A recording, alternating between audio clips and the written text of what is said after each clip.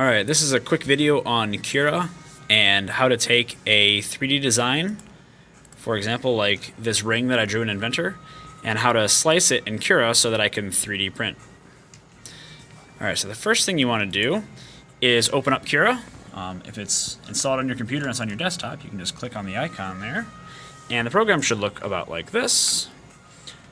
You must have an STL file to start with. Once you have your STL file and you know where it's saved, go to File and open your file.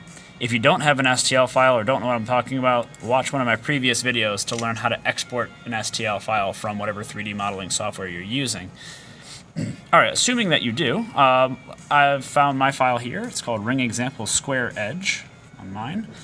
And I'm going to go ahead and open. Alright, so then I'm going to click on my ring. Now it is printing in this orientation. I don't want to be printing it like that. I want to be printing it flat like that. So I'm going to rotate it. So what you do is click on the ring, or whatever your model happens to be. And over here on the right, we've got move, scale, rotate, mirror. I want rotate. And these three little rings appear. Each of these rings allow me to rotate the object along a different axis. I'm going to click on the red ring and rotate 90 degrees by clicking and dragging. In Cura, if you want to move around, you can right-click and drag to rotate your view. You can hold Shift and click and drag to pan your view. You can use the mouse wheel as well to zoom in and out.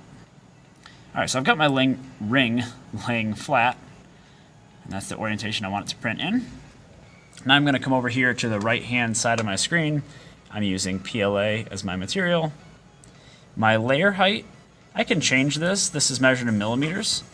I'm going to move it up to 0.2 millimeters because with this particular project we're printing in a classroom setting and there's a lot of people that want to print. 0.2 is a good trade-off between high quality and high speed.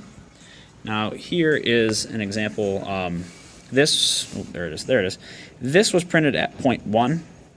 So this took about 40 minutes or so to print. It came out pretty nice. Now we went on the other side of that scale and we printed this one at, I think this was 1 millimeter layer height. It came out really nasty. It printed in about a minute, so it's very fast. But as you can see, if you go too extreme, your quality goes way down. So 0.2 inches, or 0.2 millimeters, I'm sorry. 0.2 millimeters is a real good middle ground there for this project.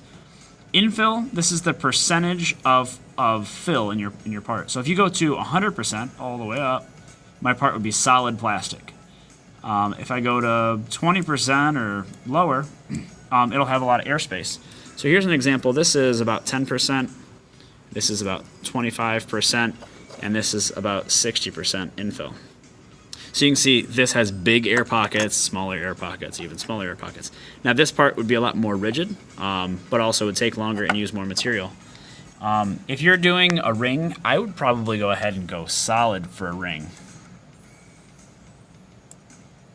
Most parts though I print at 20%, but a ring is fairly small, cross-sectional area there, and it's something that if you wear it, it's going to go in your hand. It's going to be kind of, subjected to, all kinds of different forces and smacking it on things and all kinds of stuff. So you want it to be strong.